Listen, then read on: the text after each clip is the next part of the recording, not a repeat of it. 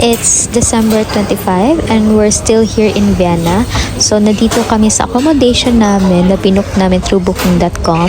And this is us getting our breakfast. So, eto po yung breakfast nila. They have different types of ham, salami, pastrami, iba't ibang klaseng bread. Meron din kami yogurt, may fruits.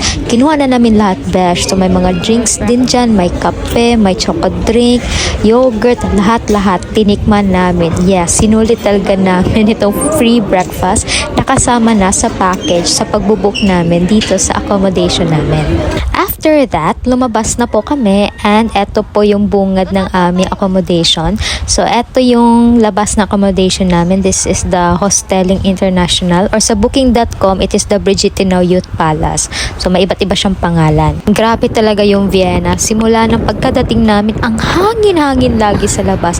Eto lang yung lugar na talagang laging mahangin sa labas yung peg namin. And now, we're waiting for the bus. So, ilang minutes lang talaga, like mga 5 minutes or hindi pa abot ng 5 minutes, meron ng bus stop dito na masasakyan namin papunta ng sentro at kung saan-saan pa namin gustong pumunta. So, very convenient po tong location ng accommodation na binook namin.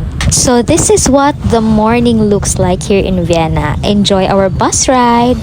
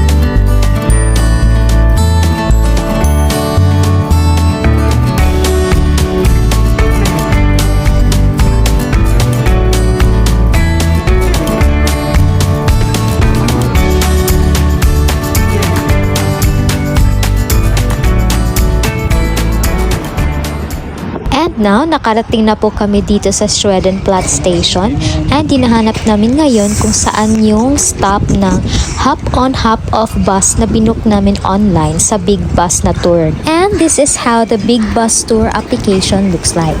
We're at Schwedenplatz. Ayun, dito na tayo din sa tapos magbabas tayo, mag-ano tayo ba? Hop-on hop-off bus tour.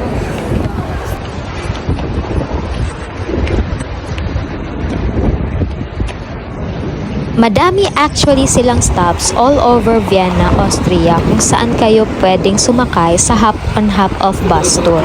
Pero ito kasing Schwedenplatz, ito yung pinakamalapit sa accommodation namin. Kaya dito na kami nakapag-decide na sumakay at hanapin yung stop ng hop-on hop-off. And it didn't take us too long para mahanap nga itong bus and we are currently in it. So nandito kami, nakasakay na kami sa hop-on hop-off bus tour.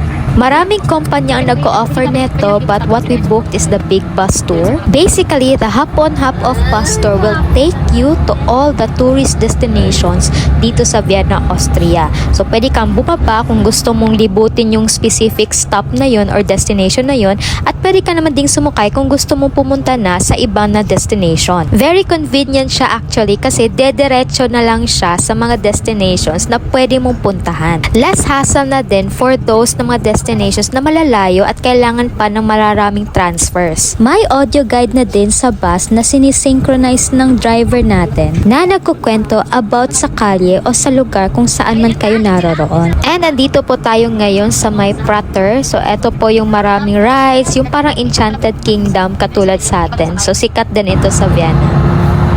Outfit check.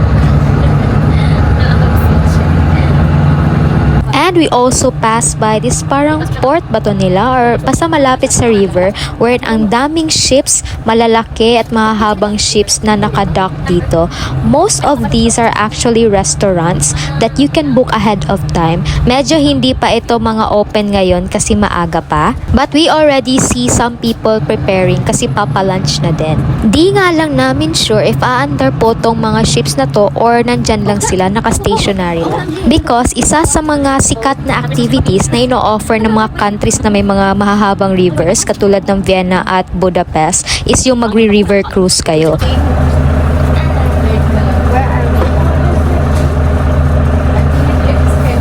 river. The river.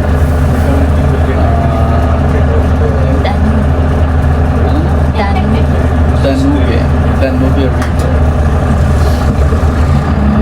That's my ship. Aerosanov. Doon pala.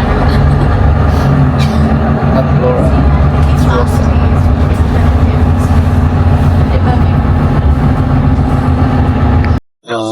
The jewel in the palace. That Kiss Palace. Jewel in the Palace from Korean novela. Channel 7, GMA. Kaya nang yan na sa Pilipinas yung Kastilyo, Buhangin. Laki niya, no? Ah, May tao pa dyan? Ay, parang simbahan ba? di ko alam. Parang ang Kastilyong lonely Buhangin, niya. kanta yan. Parang kakantayin yun ka. Isang kastilyo, Wow! buhangin pala. This is what we call Danube. Danube River. Ja. Jag vet att det är Connected on the Hungary River. I don't know. And habang nasa biyahe kami, nakapag-decide na kami kung anong stops or mga destinations yung bababaan namin. So first naming pupuntahan is yung parang park nila dito. And bumaba kami dito sa Marriott Hotel. So may stop yung big bus dito. And across lang ito sa park na gusto naming puntahan. Hey! Outfit check! Lalakad kami ang mga outfit check. Kami mga outfit check. Mga vlogger. Vlogger na rin kami. Kahit papaano, konti lang. Malapit na. Malapit na. Ano lang, memories lang, memories. Outfit check. Tantanan. Kami ngayon, hahanapin namin ng ano pa hanapin natin? Ano ba yung park? Park? Yun, doon ang park. Wow. Yan yung park? Saan? Ayun o, ayun o, ayun ka o. Hello, Alga! Tapos dyan tayo balik para sa ano. Happy ka? Happy ka? Siyempre. Okay. Papunta tayo ngayon sa park. Uy, let's go. Diyan kami sasakay mamaya sa bus na yun. Ito kami. Lalakad. Papuntang. Let's go. Papuntang. Yung ano na. Oo. Papunta kaming park dahil may gusto si Flora puntahan dun. Pagpicturan. Tara, let's go. Ayun na, may nagbubyulin. May nagbubyulin na.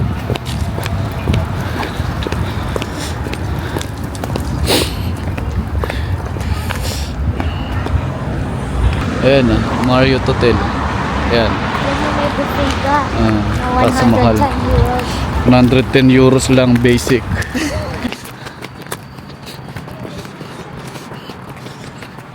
Ito ang mga site niya. This is a stud park. Ay ka! Vlogger na si Ga. Hoy, no. You're a vlogger. Vlogger na siya. Sila mo baka matapa ka dyan. Ito na kami. Dito na ang ano. Ang Uy, may ano ga clock. Chan! What is this ga? This is clock of Vienna sa lupa. Ano yan? Sure yan. I did 12:30. Ayan, gumagana. 29. OMG, it's working. Nagwo-work siya. Dahil siya sa ano, May bayad siya, nag-work siya. may buhay yung lupa.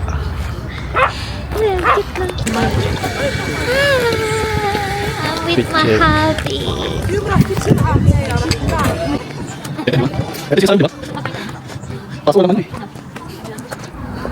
Wala yung bulaklak niya. Akala ko ba may bulaklak siya rito? Baka patay na ga.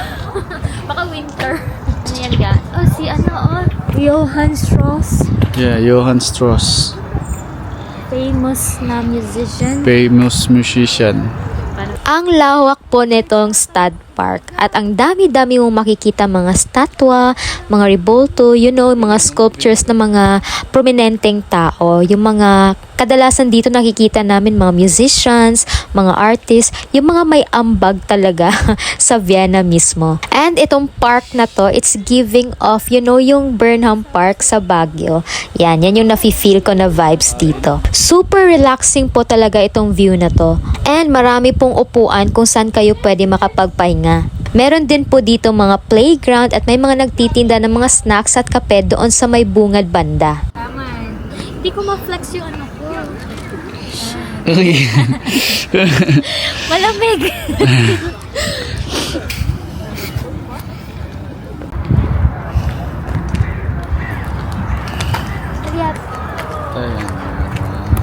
And yun na nga mga best, sa paglilibot-libot namin sa napakalawak na park nito ay nag-call of nature na. Buti na lang ay may mga public toilets dito na pwede nating gamitin. Kaso, kailangan nating magbayad para makagamit nito. And kalimitan ay barya po ang ginagamit. Kaya kung mamamasyal-masyal man lang kayo sa Europe, advisable po talaga na magdala kayo ng kahit konting barya lang in case na kailangan yung gamitin yung mga CR. Pagkatapos po namin maglibot sa stud park, ay bumalik na kami kaagad sa stop kung saan kami binaba nung big bus na sinakyan namin. Kasi sasakay na naman kami ng big bus para puntahan ang next destination na gusto namin. Up next, samahan niyo po kaming libutin pa ang Vienna dito lang sa The Coffee Couple. Parang kasi laki ng mukha.